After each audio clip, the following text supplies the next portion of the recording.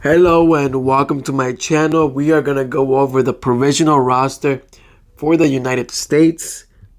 I am very surprised. I was watching Pete's prediction and Filippo's prediction also. And I honestly thought that Greg Berhalter was going to take this competition very serious. And he isn't. And I'm not happy with that. But we'll go over the names, we'll go over what I think, and we'll talk about it.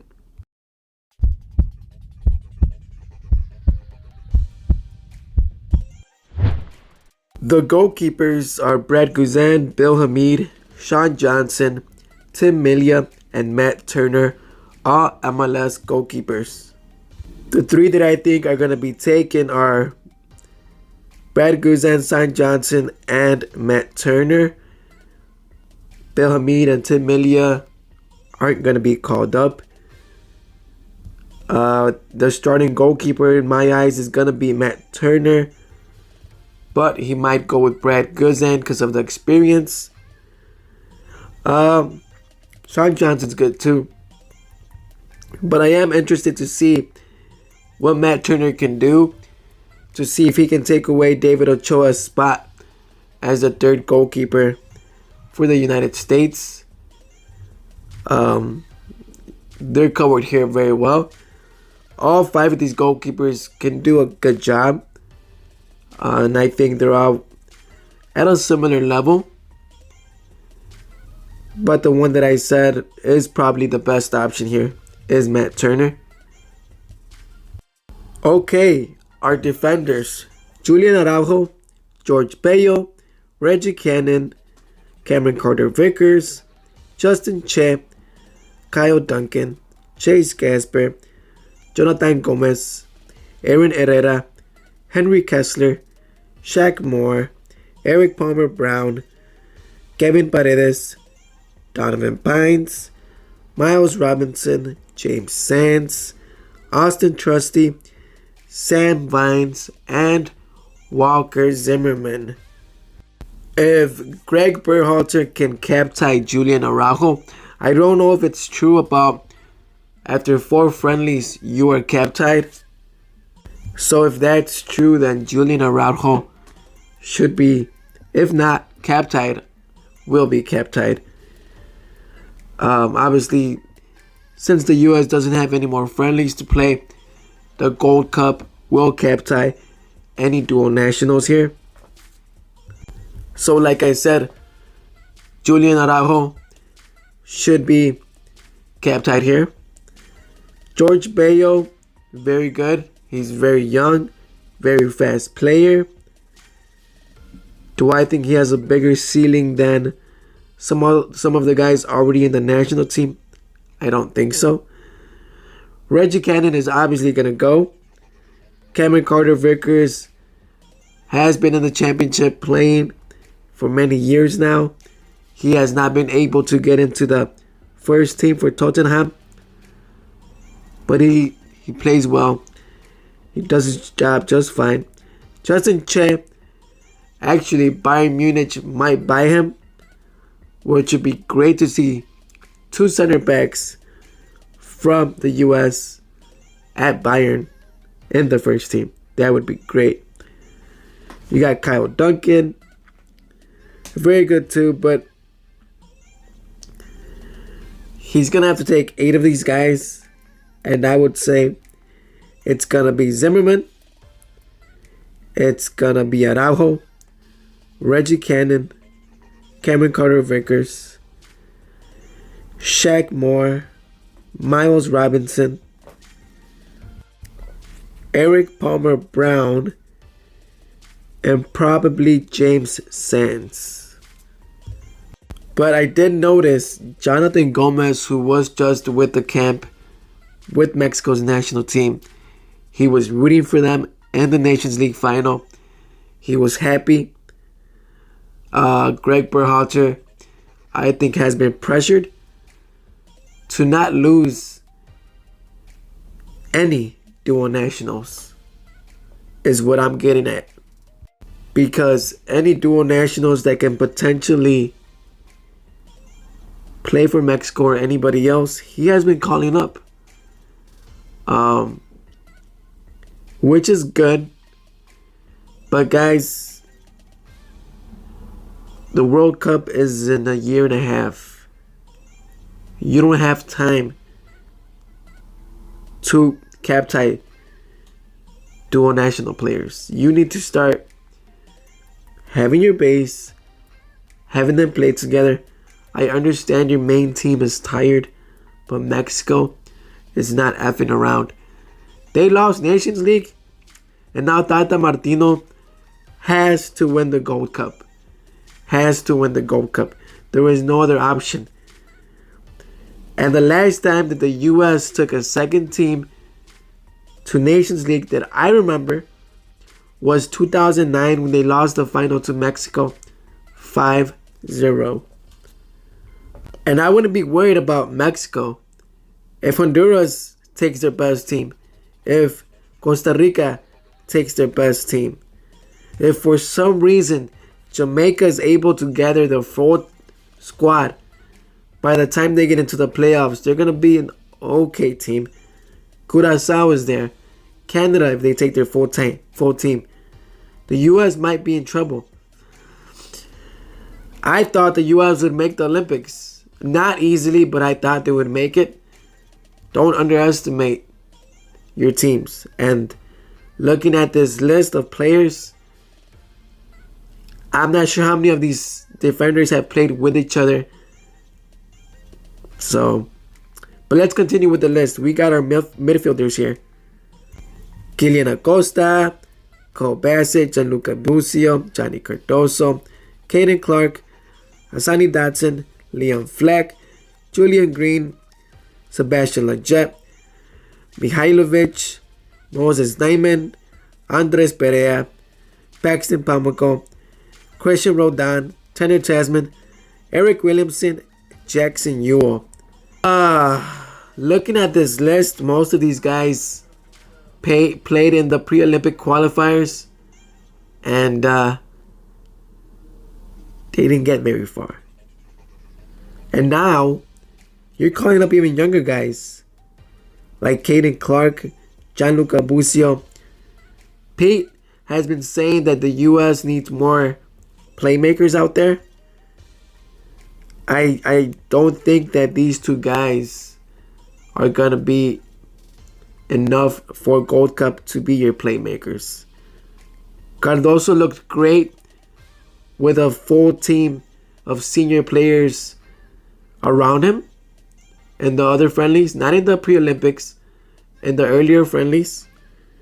But in the pre-Olympics, he looked horrible. I liked Tanner Tasman in FC Dallas, the way he's played, but pre-Olympic, I don't think many of the players did well in the pre-Olympics other than Jackson Ewell and David Ochoa. Okay, so if we take 6 guys out of here, who would I take? I would take Kylian Acosta. I would take Jackson Ewell, Sebastian Lletget, Julian Green, Leon Fleck, and I would take Gianluca Busio. The rest of the guys would miss out. He's probably going to take, instead of Busio, Christian Roldan. I think he's giving these guys, putting them on the list to make them aware that they are being noticed and that their efforts are not being in vain. But at the end of the day, I don't think he's going to take those guys. I think he's going to take the team he has been using, like in the games like El Salvador and Trinidad and Tobago. So we have our forwards now. And let's see. If we have to take 6 more names, we're going to have to choose them. 4 wingers, 2 direct forwards. But let's go over the list. Josie Altidore, Frankie Amaya, Paul Ariola, Corey Baird, Cade Cowell, Daryl Dike, Jeremy Ibabise, Jesus Ferreira, Nicholas Gioacchini, Matthew Happy, Jonathan Lewis, Rubio Rubin, Chris Mueller, Ricardo Pepi, Robbie Robinson, Memo Rodriguez, Mason Toy, and Giazzi Sardis. I want Cade Cowell with Mexico, but it's not going to happen. I really doubt it, but I don't think he's going to take him. So we have to take 4 wingers, and looking at this list here of the forwards, we have 3. Jonathan Lewis, Paul Arriola, and Chris Mueller. So we would have to take, I would leave out Lewis though. Caden Clark or Cole Bassett. That would complete our 4, and we need 2 forwards, but he's probably going to take 3. So I would take Matthew Hape. He's going to take Jesus Ferreira. And he's going to take Daryl Dike. Interesting here to see Rubio Rubin, who was with the Guatemala camp. Like I said, I don't think Greg Berhalter is going to let many players slide out. We'll see what happens. Memo Rodriguez can play for Mexico as well. Ricardo Pepi can play for Mexico as well. Robbie Robinson plays very good. I've been watching him with Inter Miami. One of the better players in a bad team. Like I said, I want Cade Cowell. But those are the guys that I think are going to be taken to the Gold Cup by Greg Berhalter. Like I said, I am very disappointed. He needed to take this competition serious. Pete from 11 Yanks thought that Mexico was going to take a C team. And it's not happening. Mexico is going to take probably a B team, and then their Olympic team's also split it in half. I'm going to make a video. Mexico has a camp right now, or will be starting on Tuesday, of 43 players. And that's a combined team of Mexico's senior team and Mexico's U23 team. And we are going to miss out on a game between the Mexico senior team and the Olympic team. I wish I could see that game.